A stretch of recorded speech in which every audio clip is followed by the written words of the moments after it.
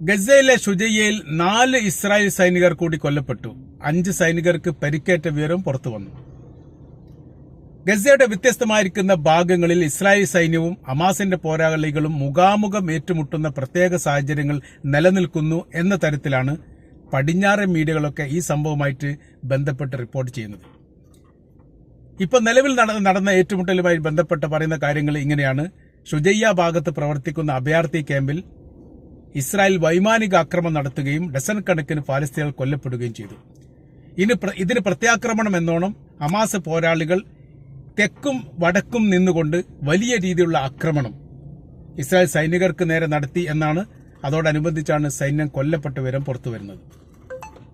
അപ്രതീക്ഷിതമായിരിക്കുന്ന ഒരു അക്രമമായിരുന്നു ഹമാസിന്റെ പോരാളികളുടെ ഭാഗത്ത് ഉണ്ടായിരുന്നത്. കൃത്യമായ രീതിയിൽ ലക്ഷ്യം കാണാൻ വേണ്ടി അവർക്ക് സാധിച്ചു, പ്രതിരോധിക്കാൻ വേണ്ടി സൈന്യത്തിന് സാധിച്ചിട്ടില്ല എന്ന തരത്തിലാണ് ഇതിന്റെ തുടർച്ചയായിരിക്കുന്ന റിപ്പോർട്ടുകളൊക്കെ ഇപ്പോൾ പുറത്തു വരുന്നത്. അവർ പറയുന്ന കാര്യം ഇതാണ്: ഗസയുടെ വ്യത്യസ്തമായിരിക്കുന്ന ഭാഗങ്ങളിലൊക്കെ സൈന്യത്തിന്റെ കുറവ് ഒരുപാടുണ്ട്. അതിന്റെ കാര്യം പറയുന്നത് ഹിസ്ബുള്ള ഗ്രൂപ്പിന്റെ ശക്തമായിരിക്കുന്ന ആക്രമണം കാരണത്താൽ ഗസയുടെ ഭാഗങ്ങളിൽ നിന്ന് ചില സൈനികരെ പിൻവലിച്ചുകൊണ്ട് ലെബനാന്റെ അതിർത്തിയിൽ വിന്യസിച്ചിരിക്കുന്നു. അതുകൊണ്ട് ഇവിടെ സൈനികരുടെ പോരായ്മയുണ്ട്. ഈ സൈനികരുടെ പോരായ്മ കണക്കിലെടുത്തുകൊണ്ട്, അതല്ലെങ്കിൽ അതൊരു പോരായ്മയായിട്ട് മനസ്സിലാക്കിക്കൊണ്ട് ഹമാസ് ആക്രമിക്കുന്നു എന്ന തരത്തിലാണ്. ഫലസ്തീനുമായിട്ട് ബന്ധപ്പെട്ട അല്ലെങ്കിൽ ഗസയുമായിട്ട് ബന്ധപ്പെട്ട വിഷയത്തിൽ ഏറെക്കുറെ ശാന്തത കൈവരുന്ന ഒരു സ്ഥിതിവിശേഷം ഉണ്ട് എന്നുള്ളതും, യുദ്ധം ഘട്ടം ഘട്ടമായി അവസാനിപ്പിക്കുന്നതിനെ കുറിച്ച് ആലോചിക്കുന്നു എന്ന തരത്തിലൊക്കെ ചില മീഡിയകൾ റിപ്പോർട്ട് ചെയ്തിരുന്നു. എന്നാൽ അതിനൊക്കെ നേർ വിപരീതമായ രീതിയിൽ യുദ്ധം അവസാനിക്കുന്നില്ല എന്ന് മാത്രമല്ല, ശക്തമായ രീതിയിലുള്ള യുദ്ധം ഗസയുടെ വ്യത്യസ്തമായിരിക്കുന്ന ഭാഗങ്ങൾ ഇപ്പോൾ തുറന്നുകൊണ്ടിരിക്കുന്നു എന്നാണ് ഈ റിപ്പോർട്ടുകളൊക്കെ സൂചിപ്പിക്കുന്നത്.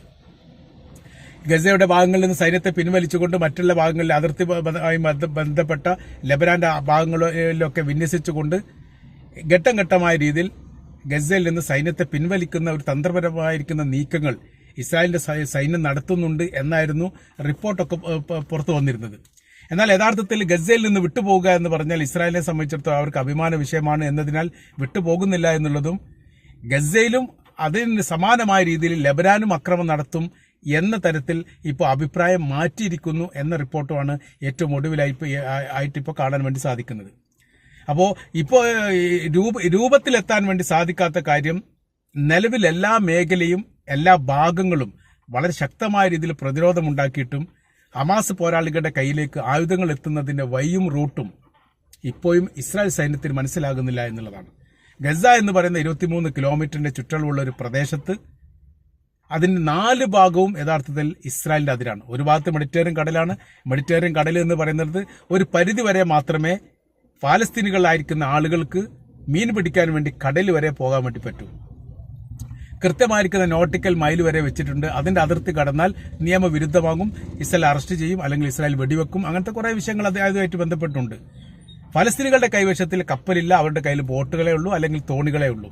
അതുകൊണ്ട് തന്നെ അതിന് പോകാൻ ഒരു പരിധിയുണ്ട്. ഈ മേഖല കംപ്ലീറ്റ് ഇസ്രായേലിന്റെ നിയന്ത്രണത്തിലാണ്. അവരാണ് ഈ കാര്യങ്ങളൊക്കെ മുഴുവനായിട്ട് തന്നെ കൈകാര്യം ചെയ്യുന്നത്. അതുകൊണ്ട് അവിടെ അതിർത്തി വിട്ടു പോവുക എന്ന് പറഞ്ഞാൽ ഫലസ്തീനികളെ സംബന്ധിച്ചിടത്തോളം പ്രയാസമാണ്. അവിടുന്ന് ആയുധങ്ങൾ ഇവിടേക്ക് എത്തിക്കുക എന്ന് പറഞ്ഞാൽ അസാധ്യമായിരിക്കുന്ന കാര്യമാണ്. കരമാർഗം നോക്കുന്ന സമയത്ത് റഫ അതിർത്തി മുഴുവനും ഇപ്പോൾ ഇസ്രായേലിന്റെ കൈവശത്തിലാണ്. ചില ഭാഗങ്ങൾ ഈജിപ്തിന്റെ കൈവശത്തിൽ ഉള്ളതുകൂടി ഇസ്രായേൽ പിടിച്ചെടുത്തിരിക്കുന്നു. അപ്പോൾ ഈജിപ്തിൽ നിന്ന് ഏതെങ്കിലും ഒരു വ്യക്തിയോ ഏതെങ്കിലും ഒരു വാഹനമോ ഗസയിലേക്ക് പ്രവേശിക്കണമെങ്കിൽ പൂർണ്ണമായിരിക്കുന്ന അനുമതി ഇസ്രായേൽ സൈന്യം നൽകിയെങ്കിൽ മാത്രമേ ഇങ്ങോട്ട് പ്രവേശിക്കാൻ വേണ്ടി പറ്റൂ. അപ്പൊ ഗസയുടെ അകത്തേക്ക് യഥാർത്ഥത്തിൽ ഒരു വ്യക്തികൾക്ക് പോലും പ്രവേശിക്കാൻ വേണ്ടി കഴിയില്ല. പിന്നെ ഹമാസിന്റെ കൈവശത്തിൽ എങ്ങനെ ആയുധം എത്തുന്നു എന്നുള്ളതാണ്. 9 മാസമായി യുദ്ധം തുടങ്ങിയിട്ട് അവരുടെ എല്ലാവിധ അണ്ടർഗ്രൗണ്ടും 1300ഓളം ഹമാസിന്റെ തുരങ്കങ്ങൾ കണ്ടുപിടിച്ചു. അതിൽ ഇനിയും ഒരുപാട് ശേഷിപ്പുണ്ട് എന്ന് പറയുന്നു. ഇത്രയും തുരങ്കങ്ങൾ നശിപ്പിക്കാൻ വേണ്ടി സാധിച്ചു എന്ന് പറയുന്നു.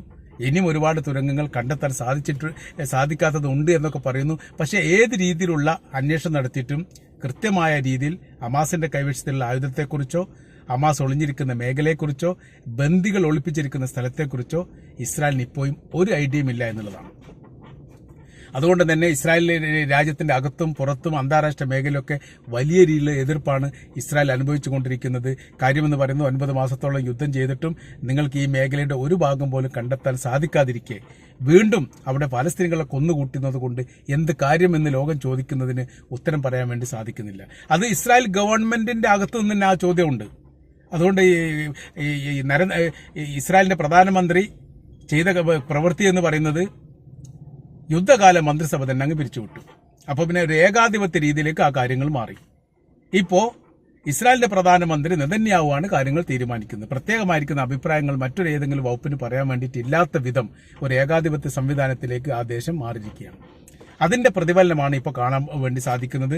ഗസയുടെ പല ഭാഗങ്ങളിലും ഒളിഞ്ഞു നിന്നുകൊണ്ടുള്ള ഹമാസിന്റെ അക്രമത്തെ പ്രതിരോധിക്കാൻ സാധിക്കാതെ ഇസ്രായേൽ സൈന്യം വല്ലാത്ത രീതിയിൽ പ്രയാസപ്പെടുന്നു.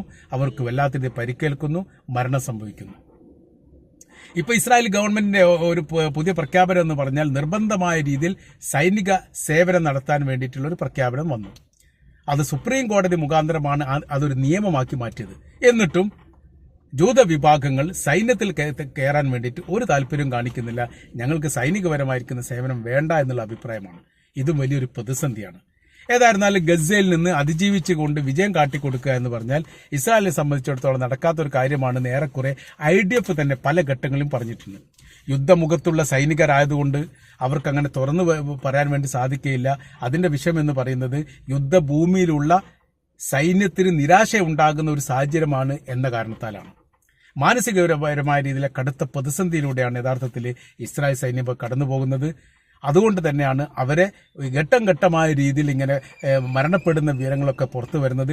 ഏതാനും ദിവസങ്ങൾക്ക് മുമ്പ് 4 സൈനികർ മരണപ്പെട്ടു, അതിന് തൊട്ട് മുമ്പ് 5 പേർ മരണപ്പെട്ടു. അങ്ങനെ റിപ്പോർട്ടുകളൊക്കെ പുറത്തു വന്നതാണ്. ഇസ്രായേൽ ഇതൊന്നും സ്ഥിരീകരിക്കില്ല. കാര്യം എന്ന് പറഞ്ഞാൽ ഇസ്രായേൽ സ്ഥിരീകരിക്കണമെങ്കിൽ ഇതിപ്പോൾ 4 മരണപ്പെട്ട് സ്ഥിരീകരിച്ചതാണ്. ആ സ്ഥിരീകരിക്കാനുള്ള കാരണം എന്ന് പറഞ്ഞാൽ ഈ അക്രമവുമായി ബന്ധപ്പെട്ട കൃത്യമായിരിക്കുന്ന വീഡിയോ ഹമാസ് റെക്കോർഡ് ചെയ്തുകൊണ്ട് പുറത്തു വിടുന്ന സമയത്താണ് സ്ഥിരീകരണം വരുന്നത്. അതല്ലെങ്കിൽ പിന്നെ അവർ സ്ഥിരീകരിക്കില്ല, അവരങ്ങനെ ഇല്ല എന്നാണ് പറയാം. അപ്പം അതിന് തെളിവ് ഹാജരാക്കാൻ വേണ്ടി ലോകത്തിൽ ആർക്കൊണ്ട് സാധിക്കുകയില്ല. അതൊക്കെ വലിയ വിഷയമുണ്ട്. പല റിപ്പോർട്ടുകൾ ഗസയുമായിട്ട് ബന്ധപ്പെട്ട പല വിഷയങ്ങളും രാജ്യത്തിന്റെ പുറത്തു നിന്നാണ് ഇപ്പോൾ റിപ്പോർട്ട് ചെയ്യുന്നത് എന്നതിനാൽ അൽ ജസീറ അടങ്ങുന്ന അപൂർവമായിരിക്കുന്ന അറബ് ചാനലുകൾ മാത്രമാണ് ഗസയുടെ അകത്തുള്ളത്. ബാക്കി എല്ലാവരും ഇപ്പോൾ പുറത്താണ്. ഇങ്ങനത്തെ ഒരു പ്രതിസന്ധിയാണ് യഥാർത്ഥത്തിൽ ഇപ്പോൾ അവിടെ നിലനിൽക്കുന്നത്. അപ്പോൾ സൈനികരെ സംബന്ധിച്ചിടത്തോളം അവർക്ക് വലിയ നിരാശയാണ്. വിജയിക്കാത്തൊരു യുദ്ധമുനമ്പിലാണ് അവരുള്ളത്. ഇത് എങ്ങനെ മുന്നോട്ട് പോകണം എന്നുള്ള കാര്യം സംസാരിക്കാൻ വേണ്ടി അല്ലെങ്കിൽ അങ്ങനെ ഒരു അഭിപ്രായം പറയാൻ പോലും ഇസ്രായേൽ സൈന്യത്തിന് സാധിക്കുന്നില്ല. ഈ ഗവൺമെന്റിനെ സംബന്ധിച്ചിടത്തോളം എങ്ങനെയെങ്കിലും എത്തുന്നിടത്തോളം കാലം ഇങ്ങനെ മുന്നോട്ട് പോവട്ടെ എന്ന് മാത്രമാണ്. വിജയമല്ല ലക്ഷ്യം. പരാജയപ്പെടാതിരിക്കാൻ വേണ്ടിയിട്ടാണ് യഥാർത്ഥത്തിൽ ഈ അക്രമം നടത്തുന്നത് എന്ന് ഏറെക്കുറെ ബോധ്യമായ കാര്യവുമാണ്.